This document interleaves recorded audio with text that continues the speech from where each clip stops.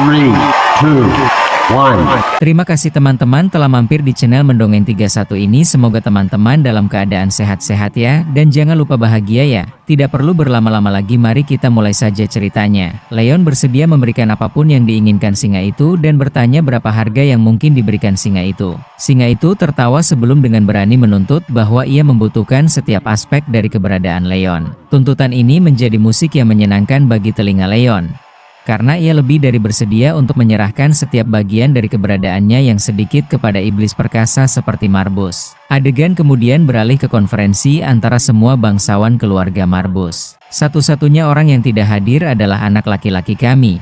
Sebagian karena ia tidak diundang. Pria berjanggut putih, yang dikenal sebagai Ser Kurnshaw, menyampaikan kekhawatirannya kepada sesama bangsawan. Dia dengan berani menyatakan bagaimana Lord Leon memiliki sedikit wewenang untuk membuat keputusan yang sangat penting yang memengaruhi seluruh keluarga. Dia yakin bahwa rekan-rekannya yang lain juga setuju dengan asumsi ini.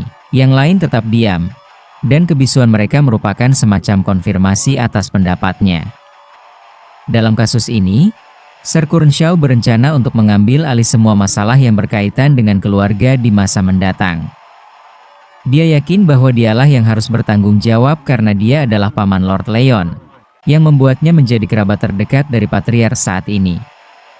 Dengan itu, dia memberi yang lain kesempatan untuk berbicara jika ada yang keberatan dengannya mengambil posisi sebagai pengurus keluarga. Seorang pria dengan cepat mendukung Ser Kurnshaw, percaya bahwa tidak bijaksana untuk menentangnya, mengingat alternatifnya adalah anak anjing yang bahkan belum cukup umur. Dia tentu tidak ingin menyerahkan keputusan penting kepada anak yang tidak layak seperti Leon. Perlahan tapi pasti, yang lain memilih Ser Kurnshaw untuk mengambil alih urusan keluarga untuk saat ini. Namun, seorang pria gemuk menunjukkan ketidaksetujuannya. Ia percaya bahwa Lord Leon adalah satu-satunya keturunan langsung dari patriark sebelumnya, dan tidak ada preseden dalam sejarah keluarga mereka untuk menunjuk patriark berikutnya yang melanggar garis keturunan langsung. Sebagai tanggapan, seorang pria melotot tidak setuju. Ia percaya bahwa apa gunanya garis keturunan jika seluruh keluarga mereka mungkin akan musnah. Pasukan para perusuh Sylvester itu berbaris melawan Marbus saat mereka berbicara. Meskipun ia menyadari kekhawatiran si gendut tentang hak kelahiran, itu semua tidak ada gunanya ketika mereka semua akan mati mengikuti seorang yang tidak kompeten secara membabi buta. Namun, pria gemuk itu terus tidak menyetujui tindakan temannya. Ia percaya bahwa setiap orang terakhir dari mereka yang duduk di sini hanya karena mereka diberi tempat di meja ini atas kebaikan mendiang tuannya. Jadi, setiap orang di sini berutang kepada keluarga untuk berjuang sampai akhir. Bahkan jika kepala keluarga yang sedang menjabat belum mengumpulkan fraksinya sendiri, pria gemuk itu tidak akan tinggal diam dan melihat pamannya, Ser Kurnshaw, mengambil alih tempat Leon yang sah sebagai pewaris. Ngomong-ngomong, nama pria gemuk ini adalah Pulen, dan dia tampaknya adalah pengikut setia kepala keluarga sebelumnya. Mendengar ini, Ser Kurnshaw berdiri, mengakui bagaimana kepala keluarga saat ini tampaknya memiliki setidaknya satu pengikut setia. Pulen memberitahu Ser Kurnshaw untuk berhenti bicara omong kosong dan berterus terang tentang apa yang sebenarnya ingin dia katakan. Ser Kurnshaw membalas dengan nada tajam.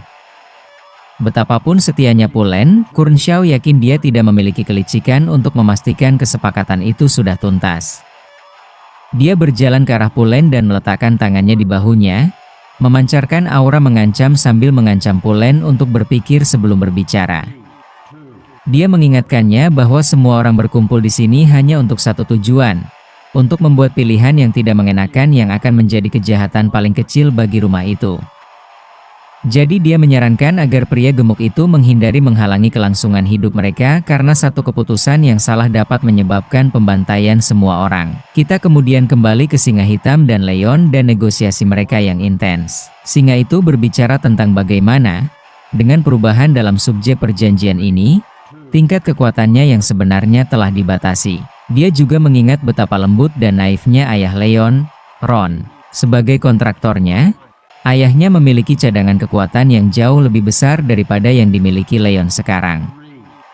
Berbicara tentang mana, Leon ingat bahwa setiap iblis yang membuat perjanjian dengan manusia harus menarik energi sihir dari kontraktor mereka untuk mengisi kembali cadangan mereka sendiri. Jadi Leon menanyai singa itu tentang apa yang akan dia lakukan dalam situasi ini. Singa hitam menjentikan jarinya dan berubah menjadi kucing kecil yang lucu, mengklaim bahwa ini akan lebih mudah untuk dipertahankan. Leon lega bahwa dengan bentuk baru ini, singa hitam akan mudah disalahartikan sebagai hewan peliharaan yang menggemaskan, bukan iblis yang menakutkan. Disebut sebagai hewan peliharaan yang menggemaskan tidak menyenangkan bagi singa. Jadi dia menatap Leon dengan tajam, memancarkan aura mengancam karena memanggilnya seperti itu. Bagaimanapun, singa memutuskan bahwa akhirnya waktunya bagi mereka untuk melanjutkan ke langkah berikutnya. Leon bingung dan penasaran, bertanya apa yang akan terjadi selanjutnya. Singa hitam menanyai Leon sebagai tanggapan. Bertanya-tanya apakah dia lupa bahwa dia ingin memperoleh kekuatan yang bahkan akan menyaingi leluhur mereka. Leon mengakui bahwa dia memang menginginkan kekuatan itu. Singa mengingatkannya bahwa satu-satunya cara untuk memperoleh kekuatan itu dan naik ke ketinggian yang sama dengan leluhur mereka adalah dengan mengikuti jejaknya. Jadi, mereka akan melakukan perjalanan ke kuil tersembunyi leluhur. Namun sebelum mereka memulai perjalanan, singa memperingatkan Leon bahwa itu dapat merenggut nyawanya. Jadi, dia ingin tahu apakah Leon masih setuju. Leon hanya memberikan ekspresi tidak mengerti ini setelah mendengar bagaimana singa itu terus melemahkan tekadnya. Bagaimanapun, singa itu mulai berjalan dengan kaki-kakinya yang kecil untuk memimpin jalan. Setelah perjalanan singkat mereka, Leon menemukan dirinya melintasi hutan lebat. Hutan berkabut di rumah Marbus jika saya harus menjelaskannya secara spesifik. Singa hitam itu mengungkapkan bahwa hutan ini bisa menjadi labirin yang sulit dipahami bagi mereka yang bukan dari garis keturunan Marbus. Leon tampaknya sudah memiliki petunjuk tentang ini karena ayahnya telah mengatakan kepadanya bahwa hanya patriark yang sah yang boleh menginjakan kaki di dalam kuil rahasia itu sendiri. Namun, masih ada sesuatu yang tidak masuk akal bagi Leon. Jika tempat ini seharusnya memberikan kekuatan nekromansi kepada para pendahulunya, mengapa keluarga Marbus gagal menghasilkan ahli nujum yang sukses? Singa itu mengungkapkan alasan di baliknya. Tidak seorang pun dari mereka yang mampu lulus ujian.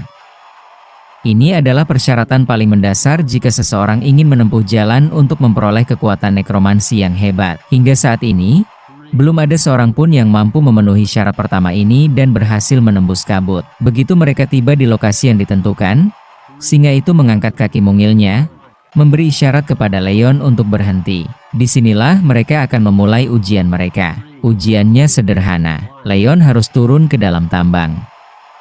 Namun, sebelum menjelajah jauh ke wilayah yang belum dipetakan, singa itu menjelaskan bahwa ia tidak akan dapat mengulurkan tangan membantu. Ini akan menjadi ujian bagi Leon.